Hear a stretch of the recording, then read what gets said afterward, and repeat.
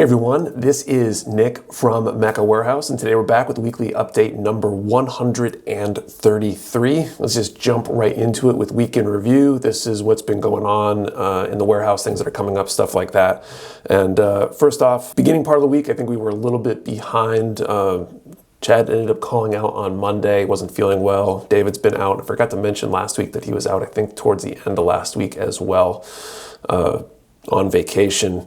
And so all that kind of contributed. We're definitely caught up right now, though, so that's good. We're completely on top of things. And yeah, moving on with that. Probably the biggest thing right now is that we are likely going to be switching over to using FedEx for certain package sizes and certain distances in the next few days. We still have some internal adjustments to make in order to be ready for that, but it might be as soon as this weekend or next week when we're ready to start doing that.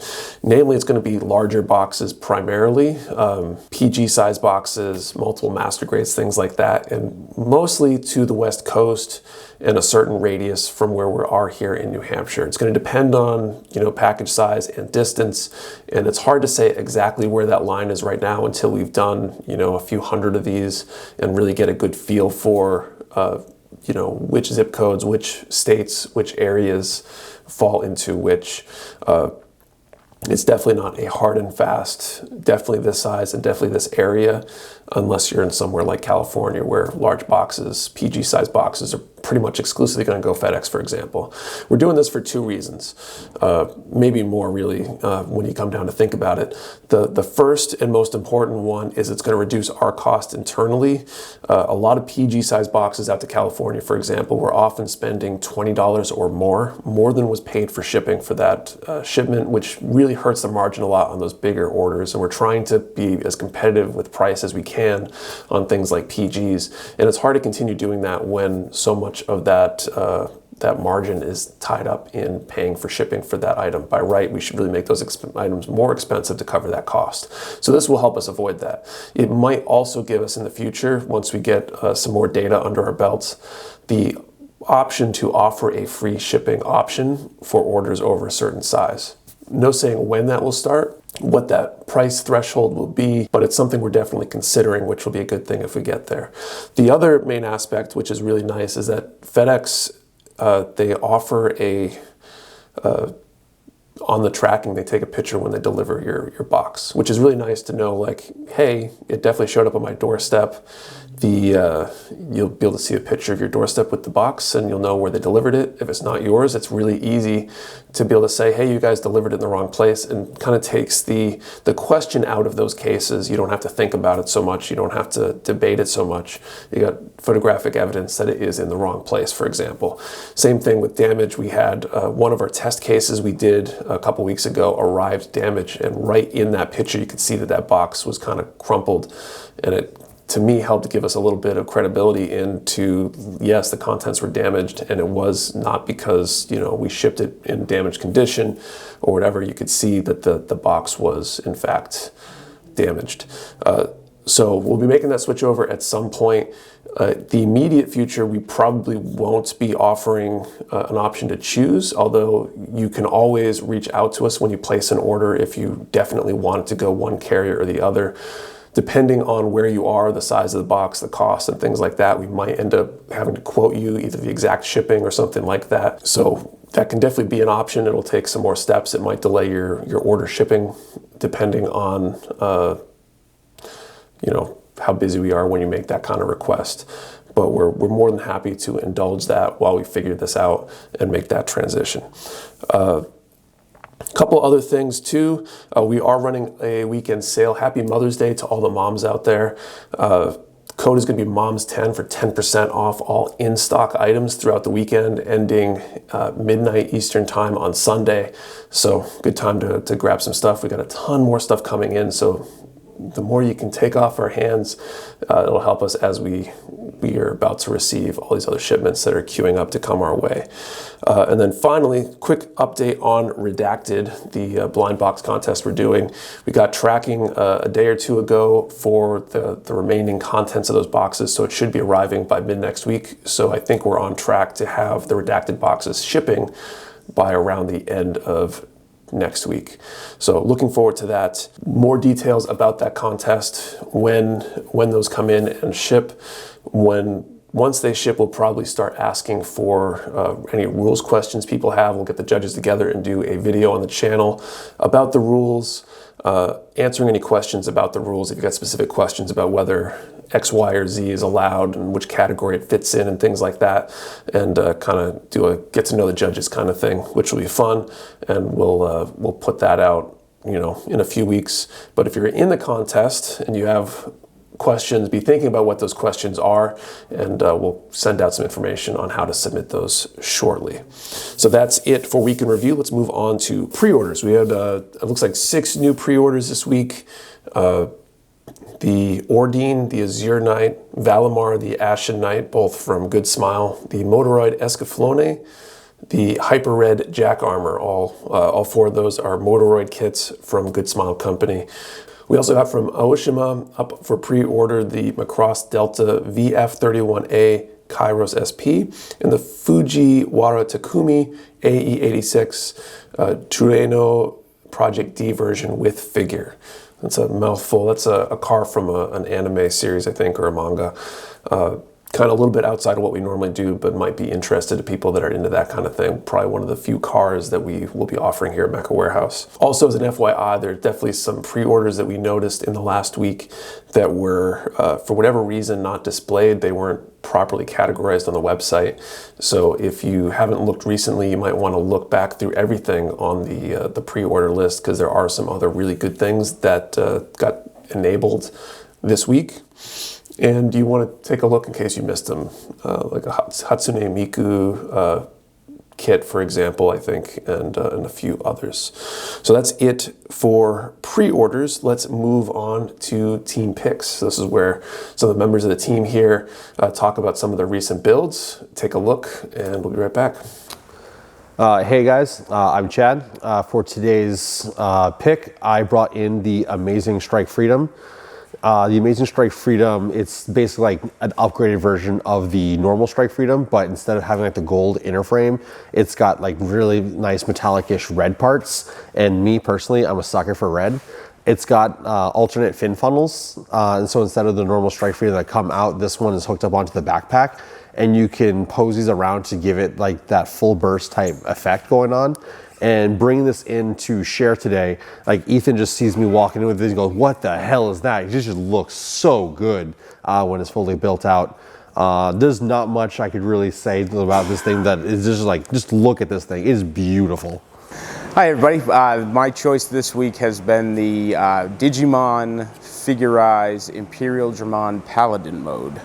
My choice, longtime Digimon fan, just thought it had a really cool look being the Paladin mode versus normal Imperial Dramon, and definitely has quite the shelf presence, so it's worth picking up for if you're a Digimon fan. Hi, I'm Dylan. Today I brought in Uma Musume Pretty Derby horse girl. I brought in Tokai Teo. But it's a girl kit from Bandai, which first I thought was going to be a little weird. They did some really cool things with it. They put a ball joint in her elbows, and they added further articulation in her leg that allows it to move a lot further and get better posing out of it. If I had one general complaint about it, it's the sheer amount of water decals you kind of have to do for the girl kit compared to like some of the other ones from Kodo. All right, that's it for team picks. Let's move on to Q&A. So this is where I answer questions from you, the viewer. If you have a question you want answered, you can post it down in the comments below. I'll do my best to answer next time. First up, Twisted Bog. Hey, how's it going? Good. Question about Vallejo paints. What ratio would you recommend to thin the primers and the varnish? Also, do you thin the mecha colors more or leave them as they are? Those are great questions. So personally, with the Vallejo mecha, I only use Vallejo Mecha so far, so I haven't necessarily used all the other primers and varnish options. I don't know. I think there is a difference between the Vallejo Mecha varnish and just the regular Vallejo varnish, for example. So these ratios that I use apply to the Mecha line. I believe it's a 1:5 thinner to paint ratio and a 1:3 flow improver. I could have those flipped. I don't have my notes in front of me about exactly what I use. I've got a little note card next to my paint booth that's got kind of the ratios all marked out and some common like numbers for quantities already worked out, so that way I don't have to do the math every time that I'm filling the paint cup. Usually I put the flow improver in first, then the paint, then the thinner. I'll usually stir it up with like a toothpick or a little stick, and then I'll use the backflow method to finish mixing it. If you're not aware, that's usually when you put your finger on the nozzle to force the air back up into the cup, and then just drive some air out with the airbrush. That works pretty well for me. I've heard some people like to thin primers and varnish a little bit more than that. Maybe you'd want a little bit a more aggressive ratio, like 1:4 or something like that. I would say start at something like that and try it out and see if it feels thick or not. I think certain colors in theory can be thicker than others depending on the pigments and things like that, or maybe even how old the paint is. If it's older, it might have dried out a little bit and lost some of the viscosity that you need. And I'd say play with it, because depending on your conditions, your airbrush, things like that, you might need a little bit less, a little bit more, and you know, that's what you ultimately need, but having a good starting place definitely can be helpful. Thanks for the question. Great question. Next up, plastic germs. Question: if given the opportunity, what advice or suggestions would you give Bandai Namco? So I'm assuming you mean Bandai Namco Toys and Collectibles America, what was Bluefin, rather than Bandai Namco as a whole. In which case, how much time do you have? I have a ton of recommendations. Tons of advice and suggestions and things like that. I don't know that they would ever listen to them. Without going into too much detail, I think trying to figure out how they do their rationing system, how they interact with customers, how they announce things like when items are canceled or delayed, all those things could be improved, and a lot of it is just doing more to make those things front and center rather than some hidden thing that's not really talked about. Some of our other distributors and manufacturers that we deal with do a much better job at how they announce when something's canceled, for example, sending it in its own email rather than as a little fine print at the bottom of an email for another solicitation, and making it obvious when something has changed or is a problem, rather than hiding it and waiting till we ask the question and things like that. So that'd probably be the biggest one.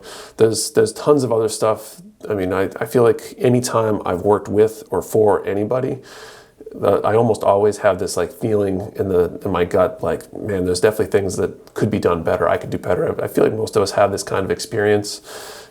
Who hasn't questioned management wherever they work and thought, man, they could be doing this better. The company could be doing better if they did X, Y, Z. Sometimes it's true, sometimes it's not. People who are in charge probably see all the cards in some ways better than the person who's doing the work, and that's why things are done certain ways. Oftentimes they don't as well, though. So great question. Hopefully that kind of answers it. Fun question. Brad Pitt in 7. What's in the redacted box? Can we get another hint? Okay, so we know it's Kotobukiya. I guess the other hint is that the value of the item in the kit is greater than or equal than the $25 we charged for the kit, for the box. So it narrows it down a little bit, and we'll say it's less than twice that value. So the value of the kit's between $25 and $50. That doesn't really narrow it down all that much, but it's something. So I guess you'll have to take it.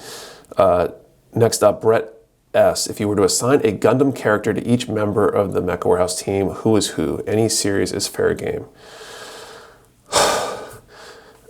When I first read this days ago, I wanted to have a really good answer for this and have like this super well thought out, like who is who, and then I'm realizing I haven't seen a bunch of series, I don't know a bunch of characters. I could take everybody in one series and say these are all who's in this series and kind of assign them all out that way. I feel like somebody's going to overanalyze this because I haven't put a lot of thought into it. I don't know if I have a really good answer for this.